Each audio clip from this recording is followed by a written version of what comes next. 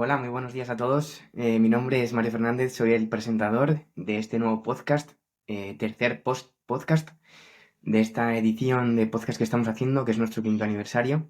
Y hoy tenemos con nosotros a unos invitados, como digo yo, que son estrella.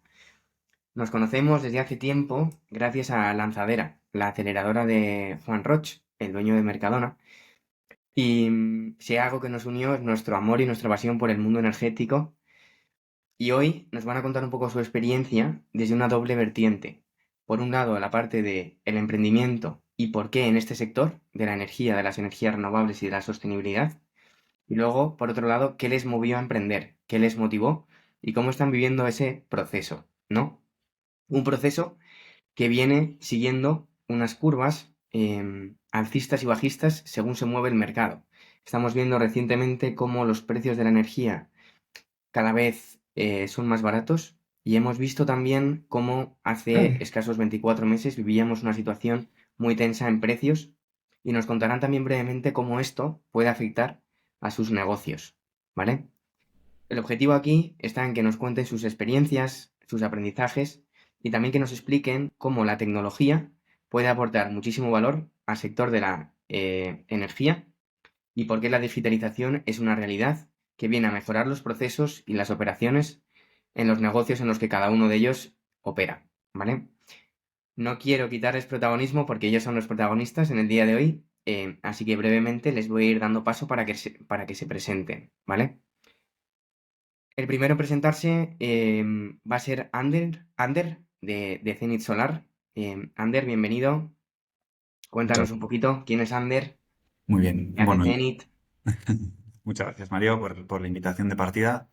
Bueno, yo soy Ander Echeverría, director de operaciones de Zenit y, bueno, decir como introducción que Zenit Solar al final es una startup que nace en Barcelona, ahora también estamos en el País Vasco, con la sede aquí, y desarrollamos herramientas para la creación y gestión de comunidades energéticas. Entonces nos apoyamos principalmente en la digitalización para esto y uno de nuestros objetivos es crear el primer marketplace que permita conectar productores de energía renovable con consumidores en un área cercana y bueno, eso es lo que hacemos principalmente. Muchísimas gracias, Ander, bienvenido. A Gracias. continuación voy a dar paso a Roberto, también relacionado con el mundo de las comunidades energéticas. Bienvenido, Roberto, cuéntanos quién es Roberto y qué hace Aldea. Muchas gracias, Mario. Gracias por la invitación. Yo vengo del mundo de la comercialización de energía. Previamente estuve en el mundo de la digitalización, tecnología y demás. Y desde el 2022 lanzamos este proyecto que es Aldea Energy, que es básicamente un promotor de autoconsumo colectivo con, llámale comunidad solar, llámale comunidad energética, pero al final lo que hacemos es, nos quedamos derechos de cubierta durante 30 años, ejecutamos la instalación y vendemos la energía a través de nuestra comercializadora a los clientes que estén a menos de 2 kilómetros, ¿vale? Digamos que dentro de la cadena de valor de la energía la cortamos siendo generador y comercializadora. ¿Vale? Muchísimas gracias, Roberto. Me encantaría poder profundizar un poquito más, pero lo dejamos para después. Vamos a dar paso a Pablo de eSafe. Pablo, cuéntanos un poquito qué hace eSafe y quién es Pablo. Pues eso, decía que soy Pablo Manzano, soy el CEO de eSafe. En eSafe nos dedicamos a optimizar los procesos del sector energético en base a la digitalización de facturas. Tenemos una tecnología basada en OCR que es capaz de extraer todos los datos de todos los tipos de facturas, de luz, gas, dual, de todas las comercializadoras y en base a esos datos que extraemos, pues nuestros clientes optimizan sus procesos. Las comercializadoras lo utilizan para poder hacer oferta y contratación automática, los comparadores, pues también, pero ofreciendo un mayor abanico de productos y comercializadoras. Y luego, bueno, empresas como las vuestras, pues cada una para optimizar sus procesos en base a esa digitalización. Pablo, estamos teniendo un pequeño problema de conectividad, ¿vale? Y estamos recibiendo tu señal y tus audios un poco cortado, ¿vale? Te lo decimos por si puedes buscar alguna otra red, Vale, ¿vale? Y te dame un damos, segundo, te intento damos la oportunidad, reconectarme. si quieres, de que te Sí. vuelvas a conectar. Perfecto. Bueno, mientras tanto, si queréis, luego le volvemos a dar la oportunidad. Esto es el directo, ¿no? Al final, una cosa que tenemos clara es que aquí nuestras impresiones y lo que comentamos es lo que realmente sentimos y para eso tenemos que contar con la frescura del directo, ¿no? Entonces, bueno, estas son algunas cosas que pasan. Vamos a entrar con vosotros dos, si queréis, en un tema súper interesante que es, hablábamos del autoconsumo colectivo, hablamos de la generación distribuida, hablamos de hacer partícipes a los ciudadanos de instalaciones que están encima de sus tejados, acortando la distancia a los centros productores de energía. Y esto está absolutamente lleno de ventajas, ¿no? Porque hay menos costes para el sistema, porque consumes energía de proximidad, energía limpia, porque puedes tener a clientes, yo creo que más felices, ¿no? Porque les das una cierta independencia del mercado. ¿Qué más cosas os hicieron entrar en este mundo del emprendimiento y más en concreto con vuestras ideas? ¿Qué os motivó? ¿Cuál fue vuestra inspiración para entrar dentro de este mundo? Si queréis, empiezo yo. Yo empecé, tengo 39 años y empecé con 20 años en el mundo de emprendimiento. Estudié ingeniería de telecomunicaciones, entonces orienté todo mi desarrollo empresarial en el mundo de la tecnología, desarrollo de software, productos digitales y demás. Pero cuando oí en alguna entrevista, leí o escuché a alguien diciendo que había muchísima masa gris trabajando en dedicarle demasiado tiempo a optimizar el clic en una pantalla, ¿no? Entonces me hice la reflexión, dije, ostras, estoy utilizando mi tiempo, ¿no? en cosas muy etéreas, cuando realmente podría utilizar el potencial mío o el de mis compañeros en, en productos o en servicios que tengan impacto realmente en la sociedad, ¿no? Entonces, el mundo de la energía. Yo empecé con el mundo de la comercialización de energía, con Activa Energía, soy fundador de esa comercializadora y nuestro principal claim era energía verde y honesta, ¿no? Ser transparentes y sin líos con el cliente. Entonces, fue mi primer contacto con la energía y con el mundo de la eficiencia energética, ¿no? Entonces, en definitiva, lo que vengo a decir es que utilizar, o sea, impactar en la sociedad es lo que realmente a mí me ayuda a continuar en este proyecto, ¿no? Y lo que realmente me da fuerza, ¿no? Para tirar de este proyecto. Súper interesante. Voy a utilizar unas palabras que escuché ayer en un podcast de Carlota Pi de Hola Luz, a quien aprovechamos para invitar en cualquier momento, que decía que cuando una empresa busca la rentabilidad y construye valor para sus accionistas y para la sociedad, debería de tener un objetivo mayor que es el bien de todos, ¿no? O el bien de la sociedad. Y yo creo que estos nuevos modelos de negocio también tienen un impacto directo en la sostenibilidad y por eso es algo que yo creo que los emprendedores que lo hacemos por vocación y por pasión tenemos en el ADN, ¿no? Que tenemos esas ganas de tener un impacto directo en nuestro entorno con nuestro trabajo. Ander, ¿cuál fue en tu caso esa motivación? Bueno, pues por mi lado, a ver, yo estudio ingeniería y es un grado que realmente, el cual nunca he tenido demasiada pasión.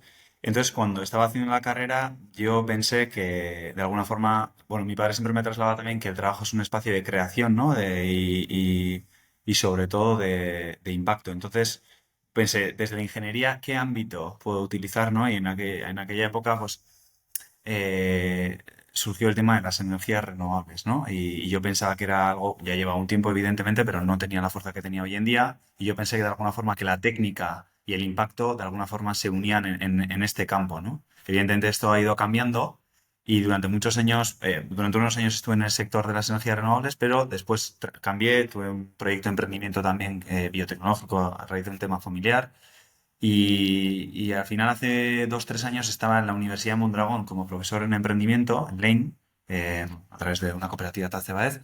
Y en este trabajo vino a un curso Ollán, que era el que montó el proyecto de Zenit, y habló de esto, ¿no? De cómo la ciudadanía podía empezar a compartir energía a través de un marketplace. Esto cambiaba completamente mi visión, ¿no? De lo que venía conociendo de las energías renovables, además en Chile, con megaproyectos, etcétera. Entonces esto de repente era un cambio y conectaba completamente con lo que yo buscaba, ¿no? Un impacto social, la ciudadanía involucrada y además las energías renovables, pues con el tema de la ansiedad climática que algunos tenemos ya, conectaba muy bien, ¿no? Entonces decidí saltar. Me pareció que era el campo correcto.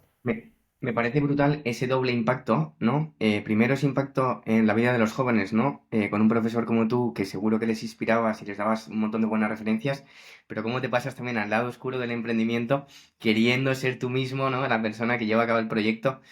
que seguro que esto te vendrá muy bien, pues si en algún momento quieres volver a contar historias más reales, ¿no? Que pueda ayudar a los alumnos. Totalmente. Bueno, Pablo, ya te tenemos de vuelta, te vemos bien, ¿vale? Vamos a volver a hacerte la pregunta y si quieres contarnos también esa vocación o esa inspiración que tú tuviste y que te llevó a emprender. Brevemente, ¿quién es Pablo? ¿Por qué el sector energético? ¿Y por qué esa tecnología tan avanzada, ¿no? De OCRs, inteligencia artificial, extraer datos? ¿Qué problema tiene el ciudadano? Vale, lo primero, disculpadme que están de aquí en obras y justo me han metido un trayazo al internet, como decía Roberto, ¿no? En casa del tecnólogo al final, cuchara de palo, pero bueno, me alegro de que ya me escuchéis bien. Como decía, bueno, soy el CEO de eSafe. En eSafe nos dedicamos a optimizar los procesos del sector energético en base a la digitalización de facturas. Tenemos una tecnología que extrae todos los datos de todos los tipos de facturas y en base a eso nuestros clientes pues optimizan sus procesos, ¿no? Y el que nos llevó a esto pues fue a raíz de que nosotros, siendo ingenieros, mi socio Sergio y yo, no entendíamos la factura de la luz, ¿no? Y entonces dijimos, joder, si nosotros con un cierto conocimiento no la entendemos, pues obviamente nuestros abuelos o gente que no tiene este conocimiento, pues se le hace mucho más complicado. Y por eso fue el fundar eSafe, en principio eso, para poder crear herramientas que ayuden a los ciudadanos a entender su factura y a poder luego tomar las mejores decisiones para poder ahorrar en las mismas. Pues bien, Pablo, no nos estás contando del todo el alcance que tiene la solución. Sí que está claro que estamos ayudando a la gente a entender sus facturas, ¿no? Pero oye, ¿cómo ayudáis a la gente? Porque no vais directamente al consumidor final. Os integráis directamente en las plataformas o en las páginas web de las comercializadoras. ¿Y qué es exactamente ese valor que aportáis? Eso es, el valor que aportamos depende de nuestro cliente, ¿no? Pues cuando utilizan nuestra tecnología las comercializadoras, lo hacen para poder facilitar el hacer llegar ofertas a los usuarios. Por ejemplo, pues nuestros clientes más grandes son Total Energy, Repsol, Iberdrola, Endesa. En sus web tienen opciones para que podáis subir una factura y automáticamente extraemos todos los datos y calculamos el ahorro que tendríais en caso de cambiar a sus comercializadoras. Y luego si queréis contratar, pues no es necesario introducir el CUPS ni todos los datos porque ya se han leído automáticamente. Si esto lo utiliza un comparador, el proceso es el mismo, lo único que el comparador te ofrece todo su abanico de productos. Y ahora estamos dando herramientas a banca, a ayuntamientos, para directamente explicar la factura de una forma muy asertiva, poder explicarla a los usuarios sin entrar en recomendaciones ni nada, sino simplemente, oye, entiende lo que estás pagando, por qué lo estás pagando, qué es cada concepto, para que luego cuando te hablen de otras ofertas y tal, pues puedas tomar las mejores decisiones. Parece súper interesante, Pablo, porque eso fue un poco, o era uno de los discursos que nosotros teníamos al principio cuando íbamos a hablarles a las empresas, porque los ciudadanos no saben leer la factura de electricidad ni de gas, ¿no? Entonces está muy bien que ya haya players especializados en resolver este pain. Y luego, otra cosa importante, ¿no? Oye, está claro que tenemos un proyecto súper interesante que estamos emprendiendo en el sector energético, pero habitualmente ocurre una cosa, ¿no? Y es que nuestras tecnologías son quizás un poco profundas, requiere de tiempos de desarrollo o de inversiones muy potentes para que se puedan consolidar. Entonces aquí juegan un papel muy importante las administraciones públicas y los fondos privados, ¿no? Entonces, como toda buena startup, em, seguramente habréis tenido que recurrir a subvenciones o ampliaciones de capital con Venture Capital. Oye, ¿es fácil financiar un proyecto de emprendimiento en el sector energético? ¿Cuál es vuestra experiencia? Si quieres, yo desde Adelante, mi, adelante. desde mi experiencia, es muy complejo, es complicado y sobre todo depende un poco del momentum, ¿vale? Hay momentos en el que el sector tiene mucho apetito, ¿vale? De invertir, entonces cuesta mucho menos y en otros momentos pues es bastante más complicado. Entonces, la respuesta es bastante relativa, ¿vale? Cuesta mucho o muchísimo, ¿sabes? Sí, sí. Ander, Sí, sí, por nuestra parte, bueno, coincido completamente con Roberto. Creo que sí que nos encontramos en un momento interesante en cuanto al sector por dos cuestiones principales. Creo que hay un empuje muy fuerte a nivel europeo, ¿no? En cuanto a políticas y creo que también incluso en el sector de la inversión, en cuanto a las subvenciones, etcétera, que va dirigido al tema de dos pilares, ¿no? La sostenibilidad y la digitalización, dentro de la cual yo creo que todos aquí nos encontramos, ¿no? Entonces, esa ola yo creo que nos ha ayudado pero la complejidad es muy alta, ¿no? Y a pesar de que haya un empuje fuerte o de alguna forma, sobre todo mucho ruido detrás de este tema, acceder a esas ayudas y sobre todo cuando partes de cero, ¿no? El emprendimiento al final, nosotros, si no somos un spin-off, no partes de otra empresa más grande, pues nosotros empezamos una persona, un socio, luego el segundo, luego el tercero, que vuelcas tu tiempo y estamos un año sin sueldo. Y bueno, gracias a ciertas subvenciones que son tecnológicas, etcétera, nosotros nos ha permitido consolidar un equipo mínimo, pero consolidar un equipo mínimo no es más que el primer paso para poder empezar a hacer un desarrollo que tenga un nivel y poder empezar a comercializar, ¿no? Entonces, es verdad que es un tema complejo del cual se aprende mucho y bueno, también se duerme poco. Y Totalmente de en acuerdo. nuestro caso, bueno, Pablo, quizás ¿y lo cuál ha hemos sido tu hecho. experiencia? Sí, iba a decir que en nuestro caso quizás lo hemos hecho un poco de una forma atípica, ¿no? Porque al principio lo hemos bootstrapeado todo y no hemos buscado ni financiaciones ni ayudas y pues la ronda nos llegó de una forma muy natural, también sin buscarla, siendo rentables, pero bueno, para poder escalar y ir a otros países y a otros sectores de una forma más rápida, pues surgió la oportunidad y lo cogimos, pero bueno, ya digo que entiendo que es un modelo atípico, ¿no? Que no pues el que suelen utilizar las startups. A mí me gusta hablar de los modelos de éxito y aquí tenemos tres modelos de éxito. En el caso de Pablo, lo que demuestra ese market fit, ese éxito y ese interés y apetito inversor es que con su solución ha conseguido convencer a las principales energéticas del país para confiar en él, para implementar su solución, con el grado de sensibilidad que implica que Pablo con sus productos sabe pues cuánta gente solicita cambiar de tarifa de electricidad, sabe y tiene el control de cuáles son los precios del mercado de prácticamente todas las comercializadoras porque está constantemente recibiendo y analizando facturas y eso implica, pues bueno, que imagino que habréis tenido que pasar un montón de auditorías, ciberseguridad y una parte muy importante que es el de la confianza, ¿no? Oye, cómo de neutro soy y cómo separo, ¿no? Perfectamente el producto entre mis clientes, porque ya sabemos además que el sector está en manos de unos pocos y aquí es precisamente donde yo os pregunto, oye, ¿sentís que hay espacio en el mercado para nuevos modelos como los que estamos intentando lanzar cada uno de nosotros con nuestros emprendimientos? ¿O que al final todo esto acabará en que los grandes acabarán comprando a los pequeños porque han hecho las cosas mejor y más rápido, pero acabará siendo el mismo oligopolio que existe en la actualidad? ¿Cómo lo veis? Como hayas interpelado al inicio de la pregunta, Mario, si quieres empiezo yo diciendo lo primero, la parte de separar, ¿no? Obviamente nosotros tenemos que ser muy asépticos y muy estancos, ¿no? Obviamente damos soluciones a empresas que son competencia directa entre ellas y pues eso, pues obviamente a nivel de seguridad, protección de datos y tal, hemos tenido que pasar todo tipo de hackings y cosas que nos han hecho para poder demostrar esa fiabilidad de datos y de no compartir información. Y por otro lado, con la segunda pregunta que haces, yo creo que al final sí que herramientas como las que estamos creando todas nuestras empresas, ¿no? Lo que ayudan es a fomentar esa competencia, ese al final dar poder a los usuarios y darles herramientas para que puedan comparar, que puedan participar efectivamente en el mercado. Es lo que hace, ¿no? Que al final esas cinco grandes comercializadoras que tienen el 85% de los clientes, pues vayan también perdiendo peso frente a otras nuevas ideas innovadoras, disruptivas que tanto a nivel de precio como de energía verde, como de otro tipo de cosas, se le van poniendo a los usuarios. Yo creo que al final todo lo que sea poder darle poder a los usuarios es positivo. Y para poder a los usuarios los que dan Ander y Roberto a través de sus empresas.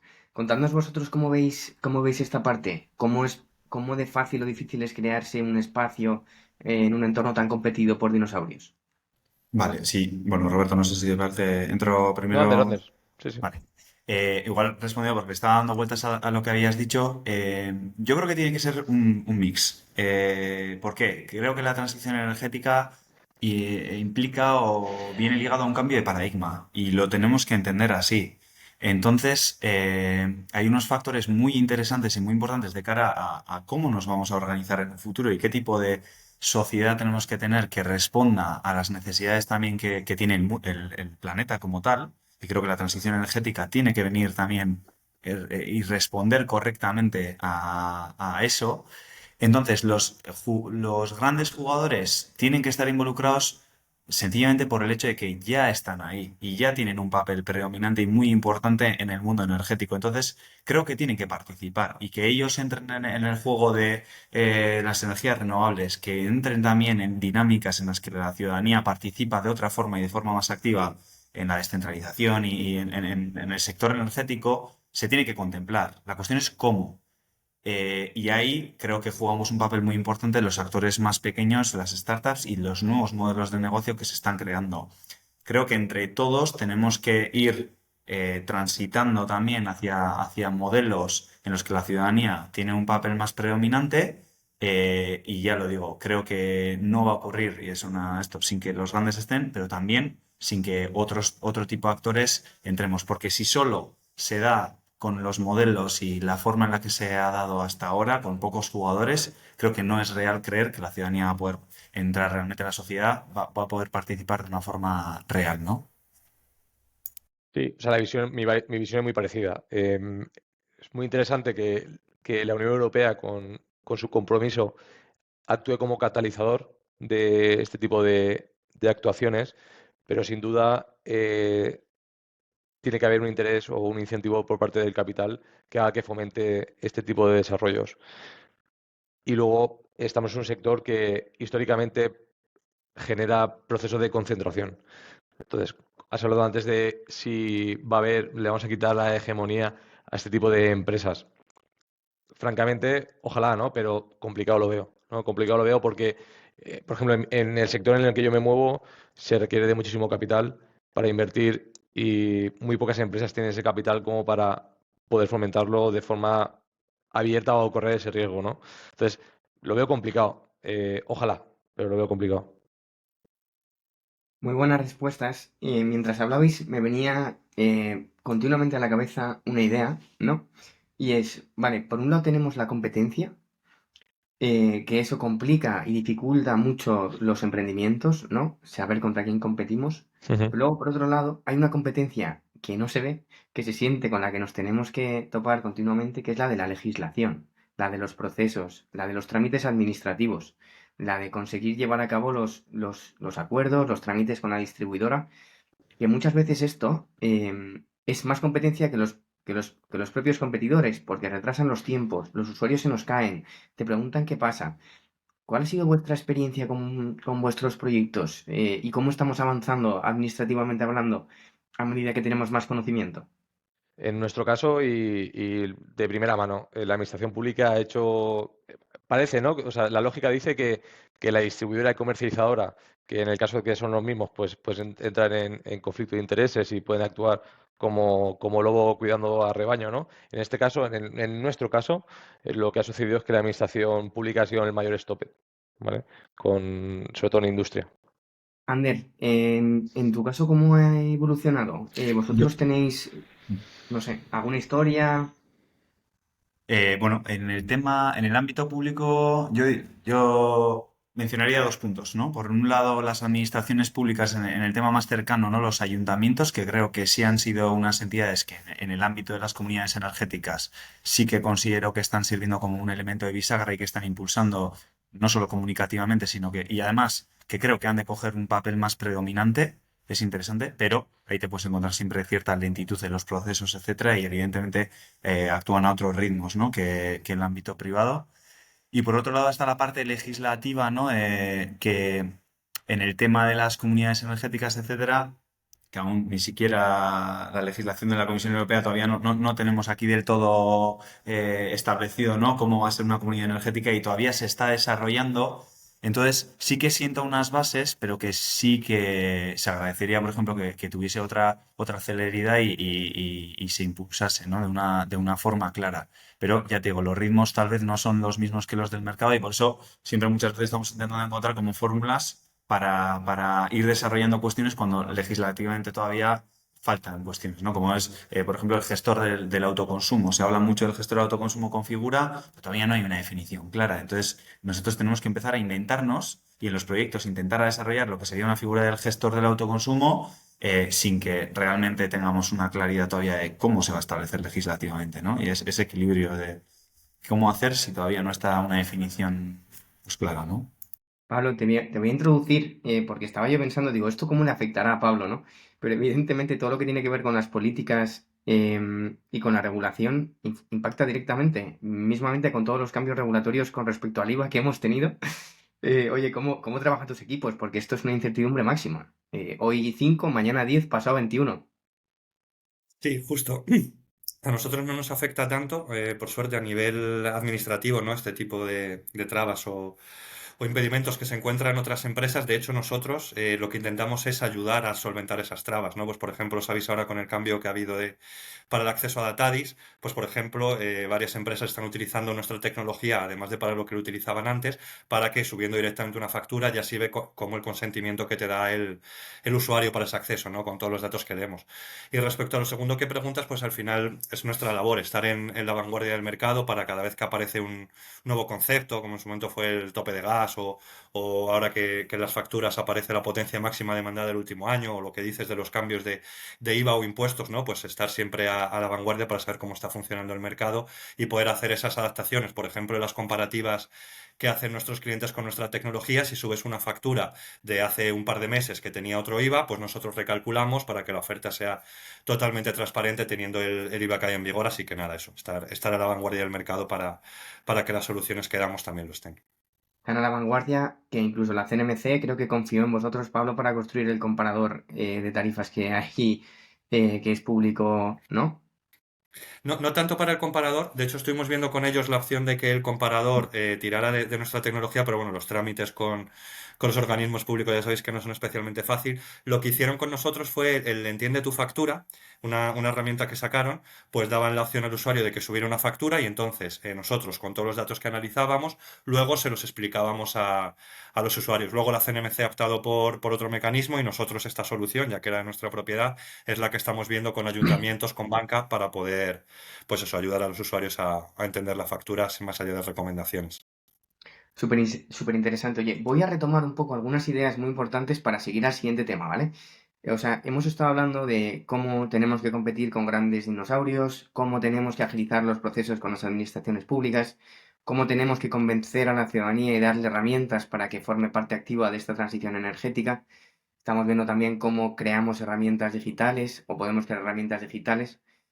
Y al final la base o la forma de competir contra todo esto tiene que ser creando productos y servicios que aporten valor al ciudadano, que tengan una base tecnológica, ¿no? Que nos permita ser más ágiles, que nos permita llegar a más gente, que nos permita, oye, con nuestros pocos recursos, maximizar nuestro alcance, ¿no? Entonces, oye, ¿cómo la tecnología se está aplicando a vuestros proyectos para agilizar, ¿no? O para entrar en el mercado? Si quieres, comienzo yo. Yo niego la mayor. O sea, hacer partícipe al ciudadano en la transición yo creo que es un error, ¿vale? De base. Estamos pensando, y veo que Ander me discrepa, estamos pensando que un señor cuando termine de trabajar va a irse a una asociación a gestionar un autoconsumo colectivo. O sea, lo veo realmente complejo, ¿no? Y si queremos que sean partícipes todo el mundo, pues sinceramente, pues ahí habría que ver cómo se aterriza eso, ¿no? Porque yo, cuando voy a mi comunidad de vecinos, normalmente somos 4 los que bajamos y es una comunidad de 50 vecinos.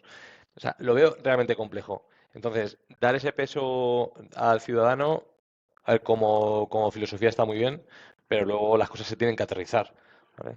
Aquí el principal incentivo que todos conocemos es el económico y es la promoción privada la que debe coger las riendas de esta transición. Suena, desde mi punto de vista, muy mesiánico pensar que el ciudadano es el que tiene que actuar de forma activa, ¿no? Yo lo veo más de forma reactiva. De hecho, los que estamos aquí, salvo algún pues eso, ciudadano motivado, la ciudadanía motivada, que sí que se puede interesar o puede estar interesado pues porque intelectualmente lo necesita o quiere o es muy partícipe, que probablemente en otros ámbitos también sea un tío muy partícipe o una señora muy partícipe. Pero en este caso, o sea, si hablamos de los 27 millones de suministros que hay en España y que tienen que hacer transición energética, lo veo realmente muy, muy complicado, ¿no? Entonces, toda esa fuerza o todo ese capital que está diseñado para que drene en la ciudadanía, debería buscarse mecanismos que lo agilicen de verdad. ¿vale? Porque actualmente lo que estamos viendo, las promociones de comunidades energéticas locales, únicamente estamos viendo que son los ayuntamientos los que tienen que ceder la cubierta a un tercero, a una asociación. Ese ¿por qué tiene que hacerlo un ayuntamiento? O sea, el ayuntamiento no tiene que dar ese servicio. Para eso ya están las otras compañías. No sé, yo veo que ahí hay discrepancias. Creo que se debería buscar unas fórmulas más saludables, desde mi punto de vista. Tal vez ahí aprovecho para entrar. No diverjo tanto, Roberto. Coincido en que hay una parte, ¿no? Y creo que a veces es un poco el wishful thinking, ¿no? Creemos que toda la sociedad va a ser partícipe, ¿no? En la transición energética y creo que es muy complejo. Hay que entender también de dónde partimos, ¿no? En qué tipo de sociedad estamos y cuál es la situación actual. No todo el mundo, evidentemente, va a salir de trabajar y va a participar en una asamblea de barrio para crear una comunidad energética y además siquiera va a tener conocimiento tal vez para tomar ciertas decisiones o requiere muchas cuestiones, ¿no? Entonces, creo que no es una solución única. Lo que sí me parece interesante es que se abra el abanico, ¿no? Y nosotros lo que abogamos al final es porque haya posibilidades para todo este tipo, para diferentes tipologías de personas que participan en la sociedad, ¿no? La premisa tiene que ser la participación ciudadana en la transición energética. La fórmula ha de ser flexible, esa es la cuestión. Entonces, creo que es interesante que se parta desde la Unión Europea cuando se ha impulsado el tema a través de una cooperativa y participación, etcétera. A mí me parece una fórmula muy interesante y creo que es importante que la ciudadanía se empiece a mojar y se involucre en los cambios que se van a dar, ¿no? Al final, en este cambio de paradigma para enfrentar la crisis climática y otras cuestiones. Pero creo que sí que hay que abrir un abanico de posibilidades para otra tipología de participación. Y estamos hablando del ayuntamiento, pues el ayuntamiento tiene que también tener la posibilidad de dar un servicio público energético de una forma sencilla. Las entidades privadas también tienen que tener posibilidad de invertir en cubiertas y compartir energía. Entonces, se tienen que abrir fórmulas para toda esta tipología de usuarios, algunas más participativas y otras menos participativas, pero que en definitiva impacten de forma positiva en el medio ambiente y la sociedad en su conjunto, ¿no? Y ahí la clave, y es volviendo a tu pregunta, Mario, es la digitalización. La digitalización creo que tiene que ser la palanca que acompañe a toda esta tipología de fórmulas de participación para hacerla más sencilla, para dar información transparente y para que toda la gente pueda participar, ya sea económicamente bueno, o con otras fórmulas, ¿no? En lo que es la transición. ¿Y no crees Yo creo que que ahí Ander entra en competencia? Si pedimos por un lado, que antes en la pregunta anterior hablábamos de que sin lugar a dudas el capital privado tiene que ser, digamos, quien potencie, hay un catalizador que tiene que ser la administración pública y yo sin duda estoy de acuerdo en ello, pero el capital privado es el que va a conseguir hacerlo, ¿vale? Si los ayuntamientos se dedican a hacer servicios públicos de energía o como quieran llamarlo, agencias de la energía y demás, Mm, desde mi punto de vista, entras en una competencia que disuade al capital privado en entrar en este tipo de tecnologías. Por tanto, entramos en contradicciones. O sea, a mí me parece bien que actúe como dinamizador, un ayuntamiento, que actúe como dinamizador o e incluso que ayude a las cooperativas. Si se forma una cooperativa o una asociación de forma, o sea, de forma natural o orgánica, me parece bien que el ayuntamiento colabore y participe, pero que no sea el promotor el ayuntamiento, porque el ayuntamiento no se debería dedicar a eso. Para eso están otros organismos, ¿vale? Ese es mi punto de crítica de cómo se está afrontando este reto. Que a lo mejor, no sé, oye, estoy abierto a cambiar de opinión, pero hasta ahora lo que he visto y lo que he vivido, me parece que es una situación tan compleja, bueno, complicada, que el ayuntamiento se meta a ser el catalizador es como ahondar más en el problema. ¿Sabes? Es como meterme más en el barro. Yo tengo una no, visión un voy a intentar poco hacer un breve entre... resumen, ¿vale? Ah, perdón. Venga, Pablo, adelante. No, no, Luego Mario, cierro no, yo no, si no, queréis. decía que yo tenía una visión un poco intermedia, ¿no? O sea, que por un lado sí que creo que hay que mantener cada uno, cada actor, ¿no? Un poco su parte, ¿no? Pues que al final los entes privados tienen que estar a una cosa y los públicos a otra, pero sí que creo que al final todo lo que sea aportar en la misma línea y construir, ¿no? Y sobre todo, como decía Ander, todo lo que sea digitalizar, dar herramientas a los usuarios, facilitarles, ¿no? Pues ya sea en el modelo de comunidades energéticas como hacen ellos o en un modelo más de acercarles las ofertas. Yo creo que todo lo que es dar poder al usuario al final es positivo, ¿no? Y no hay que ver tanto desde dónde viene esa ayuda, sino eso, darles las herramientas Sí. para que puedan participar de forma efectiva en el mercado. Yo creo que es una de las claves, ¿no? Que puedan tener todo ese abanico de opciones, oye, ya sea a través de temas privados, de herramientas como las nuestras, de ayudas, pues el que puedan tener esta capacidad de poder tomar decisiones para participar en el mercado, sí. Estoy completamente de acuerdo con Pablo. De hecho, era esa la visión que yo iba a dar, que independientemente al final del agente desarrollador de la iniciativa, capital público, capital privado, cooperativismo, empresas privadas, ¿no? Em, para mí lo relevante, ¿no? Y era lo que yo quería preguntaros es cómo desde vuestras empresas dais herramientas tecnológicas, ¿no? Para que estos modelos de negocio entren y acaben en manos de la sociedad.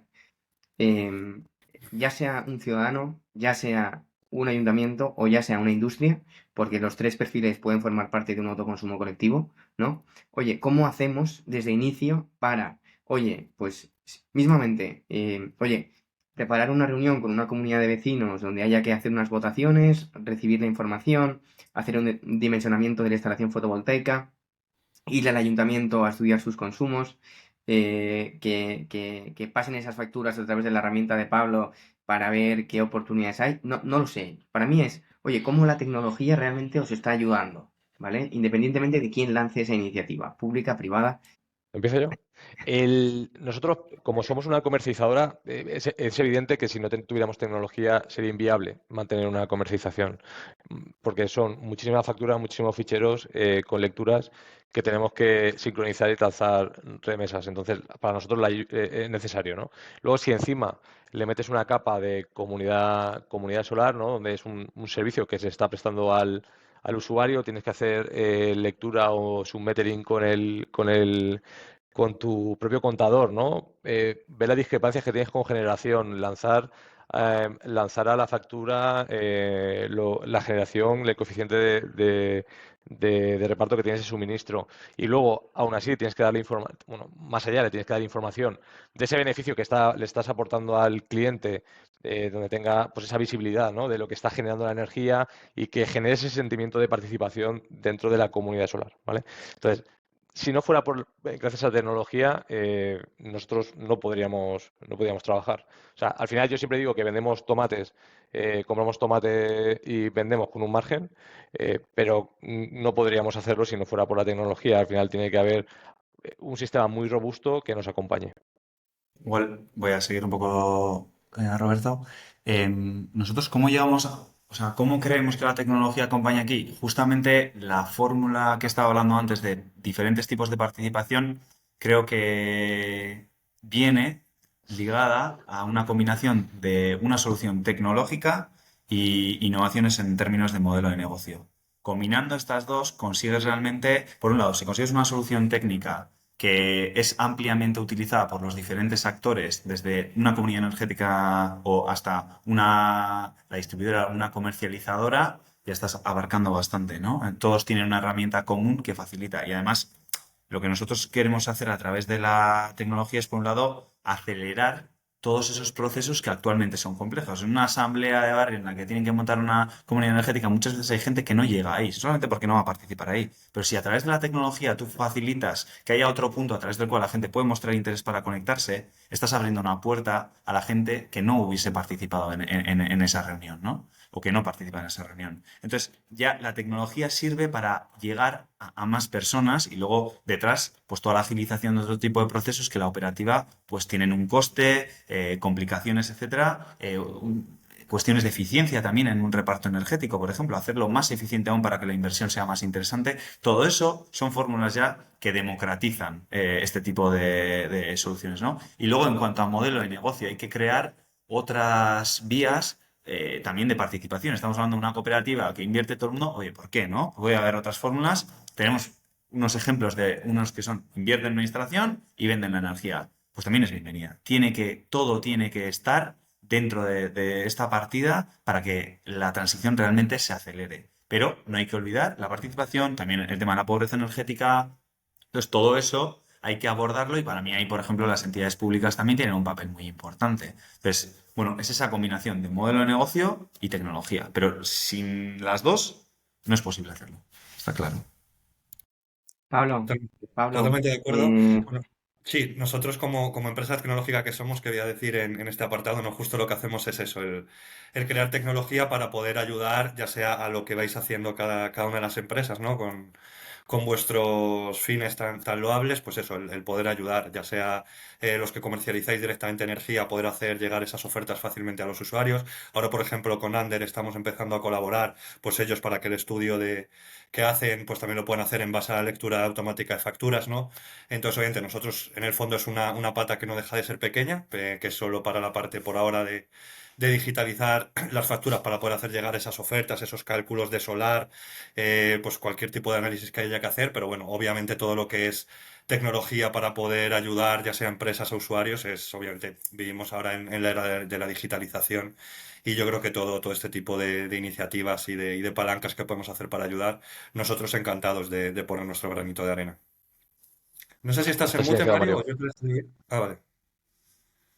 Perdón, sí, sí, sí, no quería molestar. Con la tecnología lo que estamos haciendo actualmente es acelerar esos procesos, ¿no? Oye, cambios de comercializadora, oye, adhesión a una nueva comunidad energética, oye, la puesta en marcha de un autoconsumo colectivo.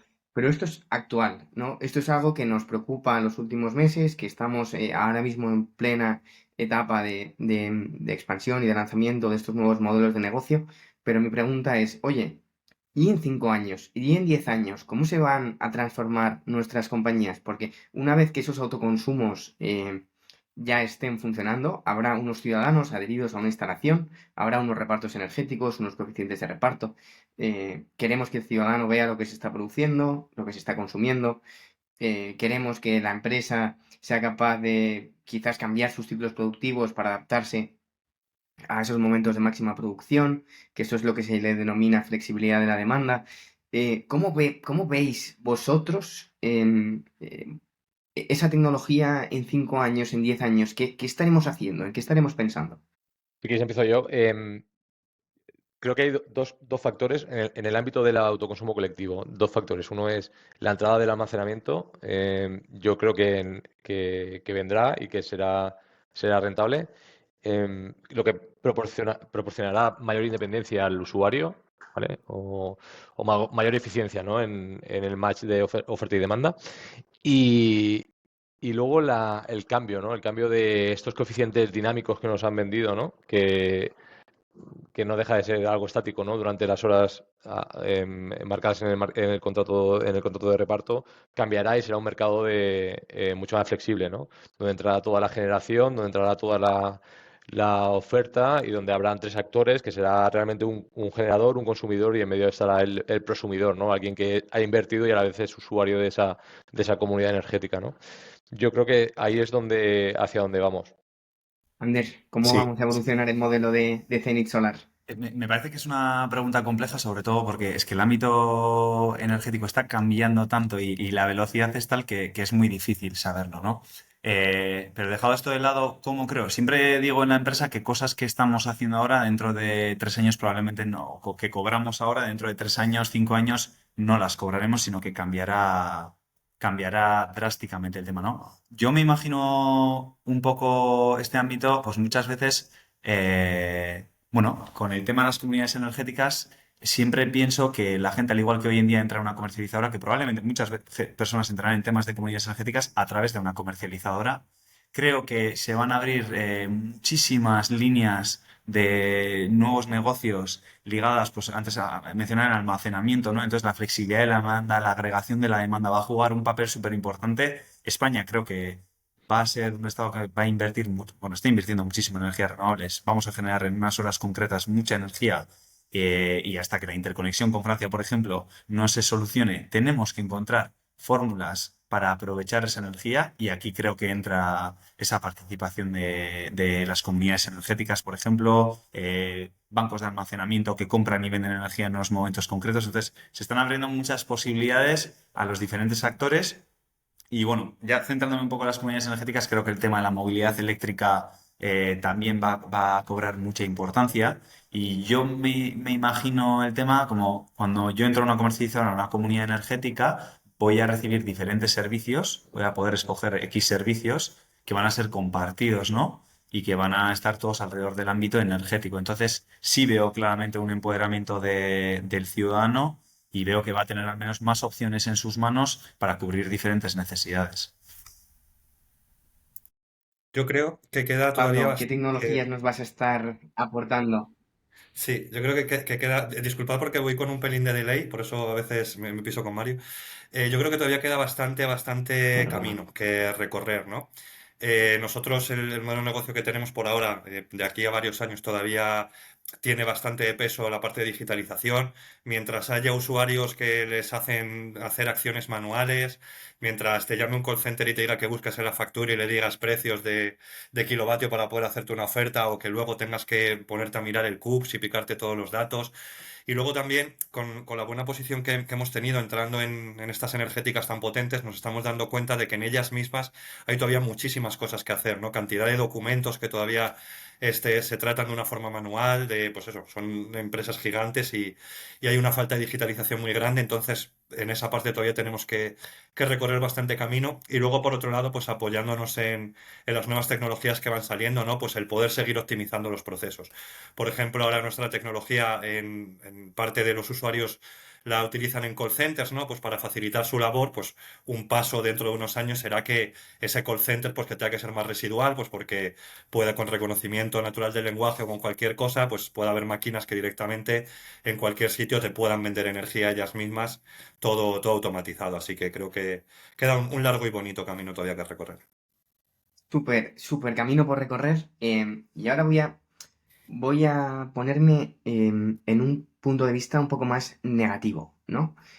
Oye, si todo sigue como hasta ahora, ¿no? En los próximos 5 años, 10 años, veremos nuevos modelos de negocio, veremos empresas como Jovin que estarán triunfando porque harán la gestión energética de los hogares y de las pymes dentro de compañías como las vuestras, Ander y Roberto, porque estaremos trabajando junto con el ciudadano, vosotros como gestor, yo como herramienta digital, o dentro de comercializadoras, etcétera.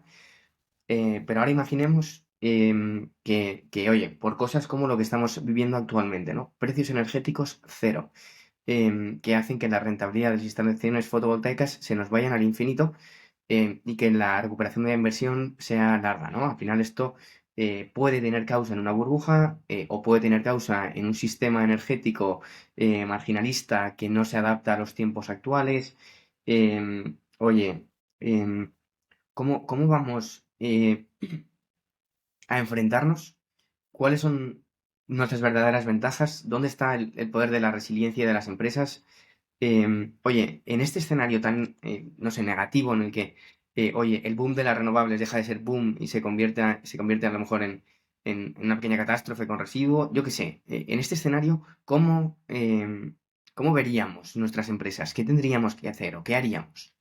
A ver, yo, por matizar, que el precio esté bajo es cojonudo para todos, ¿eh?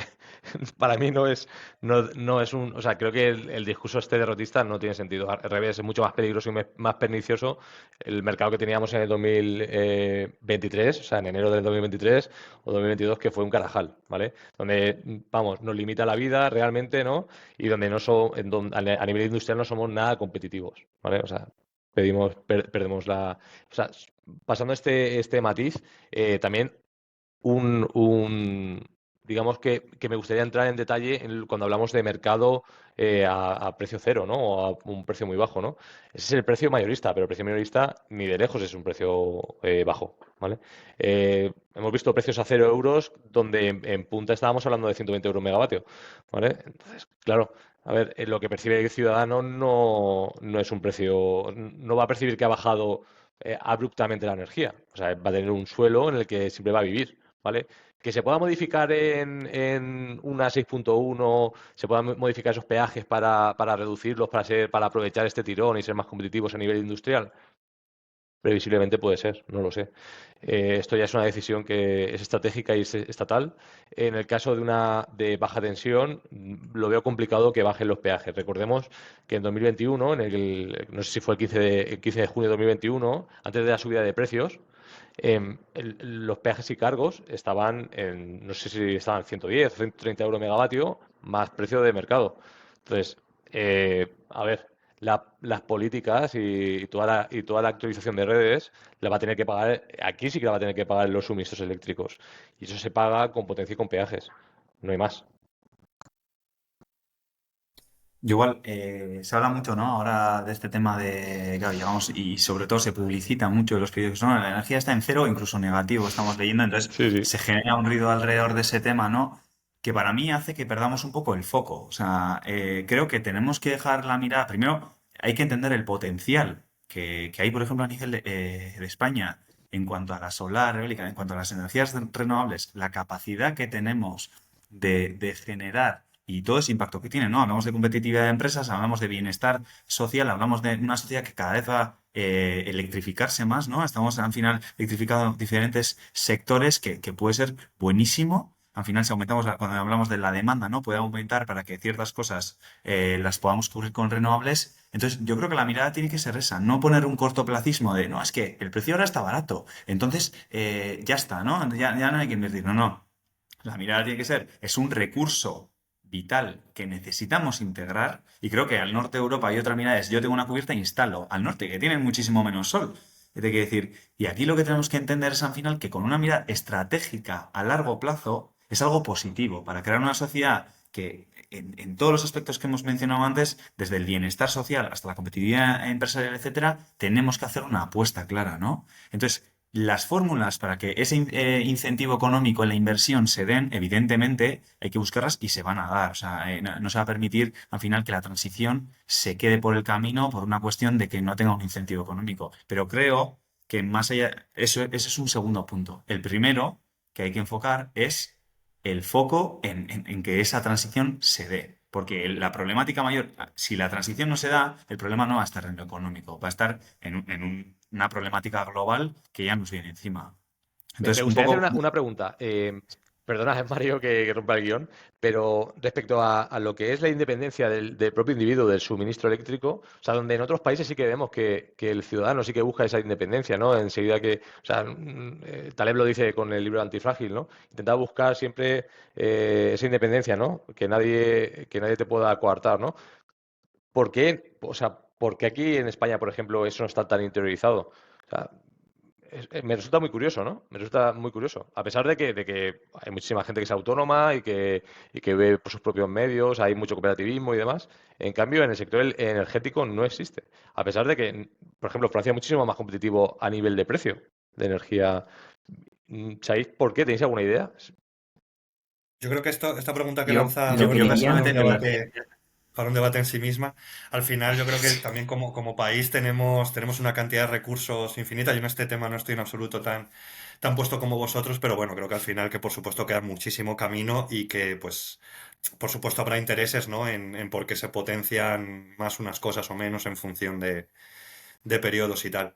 yo creo que es un tema de conciencia, Roberto. Precisamente ¿Sí? ayer en el podcast de Carrota Pi lo que decía era que el tema del cambio climático se solucionaría conectando a las personas a la energía verde autogenerada dentro de sus propias comunidades de vecinos o edificios y que el problema que tenemos un poco es estructural, ¿no? Que mientras que algunos países del norte de Europa lo tienen súper interiorizado como algo que les aporta valor, independencia, que es medioambientalmente bueno, creo que en España no nos han formado lo suficiente en este tipo de temas relacionados con la sostenibilidad del medio ambiente, la eficiencia, las capacidades que esto te da, ¿no? De no depender de otros, pero creo que llegará.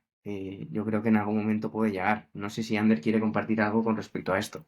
yo primero diría, me parece una pregunta muy interesante y muy compleja de responder, no voy a entrar en lo sociológico, pero me gustaría dejarla abierta para que cada uno se la piense, la gente que está escuchando el webinar. Qué guay. Y lo que diría es, desde mi punto de vista también creo que hay que trasladar un sentido de responsabilidad. Creo que muchas veces escucho un discurso desde la parte social, desde nuestra parte, evidentemente creo que hay que señalar muchas corporaciones y cuestiones, sin lugar a dudas, pero creo que eso no puede, o sea, un cambio realmente no puede fructificar a menos que también la ciudadanía asuma un sentido de responsabilidad y nosotros también ejercemos nuestra capacidad y nuestro poder. Entonces, tenemos herramientas para ello, están surgiendo diferentes posibilidades y creo que las tenemos que tomar, ¿no? Entendiendo que somos partícipes de la sociedad, que tenemos una responsabilidad no solo con el presente, sino con el futuro, y creo que ese pensamiento puede hacer que actuemos también, ¿no? Y creo que en el norte tal vez, yo he vivido en el norte de Europa también y me encuentro con que la gente tiene un sentido en cuanto a lo medioambiental más acentuado y más conciencia. Y desgraciadamente creo que aquí aprenderemos, no aquí, pero quiero decir, en cuanto a tomar partida de una forma más seria, ocurrirá cuando poco a poco veamos las consecuencias de la crisis climática y creo que las vamos a ir viendo y en consecuencia la gente va a empezar a reaccionar y darse cuenta al final de que tenemos que hacer algo, que esto no es una cuestión de decir, no, que el ayuntamiento haga, ¿no? O que tal haga, sino que a veces también nosotros tenemos que entrar en la partida. Me encanta porque esa versión catastrofista que exponía hace unos minutos simplemente se trataba de poner a prueba a los líderes que están transformando con sus empresas el sector energético en España. Y si nosotros no confiamos, entonces ¿quién va a confiar? Hemos sacado un montón de argumentos que hacen que esta transición energética sea lo suficientemente robusta como para que no nos afecte lo suficiente este tipo de temas. Hemos hablado de la oportunidad para España de ser mucho más competitivo industrialmente hablando con unos precios de la energía bajos. Hemos estado hablando también de las reducciones de emisiones de CO2, ¿no? Y de los efectos positivos que tienen este tipo de energías en el medio ambiente. Hemos estado hablando de que no tenemos que fijarnos en el corto plazo porque nos estamos comprometiendo a hacer inversiones que van a durar 30 años, como poco, ¿no? Y que tienen permisos de conexión a red durante 25 y 30 años. Oye, estamos hablando de que la demanda se va a electrificar, que van a ir desapareciendo las fuentes más fósiles, ¿no? Contaminantes, hacia unos modelos pues, más renovables como el vehículo eléctrico o las bombas de calor en el caso de los hogares. Y luego lo que parece que está claro es que hay unas políticas, unas directrices de la Unión Europea que aunque ha costado que se impusieran y que estuvieran a la altura, creo que ahora sí que tenemos un marco normativo que nos apoya, que nos avala y que puede dar cabida a que esta transición energética realmente se cumpla. O sea que gracias por reforzar de esta manera tan fuerte, oye, que lo que estamos haciendo cada uno de nosotros tiene sentido, ¿vale? Vamos a irnos despidiendo, ¿vale? De este webinar que ha sido una maravilla estar con vosotros. Han salido temas apasionantes, yo creo. Y lo vamos a hacer con algunas preguntas muy rápidas, ¿vale? Y van a ser un poco más personales. Oye, Ander, ¿cuál es para ti el mayor mito sobre la energía renovable? Estás en mute, te lo digo para cuando vayas a contestar. ¿Cuál es el mayor mito? Bueno, yo aquí también voy a poner un discurso por el otro lado, ¿no? También voy a atacar el tecnooptimismo. A veces creemos que es una cuestión de instalar energía renovable es la única solución y creo que eso es un gran mito. Creo que la energía renovable es un pilar muy importante de la transición energética, pero hay muchísimas más que hay que tener en consideración. Entonces, lo que diría es que abramos un poco ese prisma, ¿no? Y tengamos en cuenta que para que la transición energética y realmente esa transición hacia otro tipo de sociedad que respeta el planeta y que realmente lo haga sostenible, contemple, ¿no? Otro tipo de problemáticas. Oye, Roberto, has mencionado antes un libro, yo no lo conocía. Oye, ¿nos recomiendas un libro a todos los oyentes que digáis, oye, si queréis aprender de verdad sobre energía, este libro me cambió la vida? No, de energía no. Pero de emprendimiento sí. De emprendimiento te voy a recomendar Nunca Pares, de Phil Knight, del fundador de Nike, que para mí es una leyenda. Es un tío muy aterrizado que lo cuenta con un discurso muy fácil, fuera de heroísmos y demás. O sea, esto al final es, como dicen la folclórica, muy duro, mucha puñalada. Entonces aquí hay que picar piedra y este libro lo expresa muy bien. El poder de la resiliencia, sí, señor. Oye, Pablo, oye, ¿realmente el consumidor necesita ayuda? ¿son nuestras herramientas necesarias? ¿Es necesario que el usuario realmente forme parte activa de esta transición energética? Sí, yo he visto, obviamente, que la acogida, ¿no?, que está teniendo las soluciones que estamos proponiendo es sí, la respuesta, obviamente. Todo lo que sea, como he dicho, dar poder al usuario, ponerle herramientas que le faciliten el participar de forma ágil en el mercado, no solo que sea un sujeto pasivo, sino que sea un sujeto activo, que porque al final lo que decíamos, ¿no? Cualquier cosa, cualquier cambio pasa por los usuarios. Entonces, todo lo que sea que tú, si te preocupa la factura de la luz hoy, puedas tener una oferta hoy, puedas agilizar la contratación, tengas herramientas que te faciliten el entender la factura y el poder tomar cualquier acción sobre tu suministro, reducir la potencia porque automáticamente te digan que tienes más contratada potencia a la que estás demandando, una distribución de consumos más óptima, acceder a los mejores precios, por supuesto, vamos, esto tiene muchísimo futuro. Y cogiendo un poco el hilo de recomendación de libros que decía Roberto, aprovechando además que todos hemos estado en Lanzadera, yo creo que vosotros los conocéis, pero igual los oyentes no, yo os recomendaría De cero a uno y Siete hábitos de la gente altamente efectiva. A mí me gustaron muchísimo esos dos libros sobre emprendimiento y los recomiendo también. Muchísimas gracias. Muy de acuerdo, Pablo, con lo que comentas. Vale, último minuto, chicos, minuto de oro. Un mensaje que queráis trasladar a los oyentes y que luego podáis utilizar en vuestros discursos, si queréis, para comunicar a vuestros clientes. ¿Qué diríais?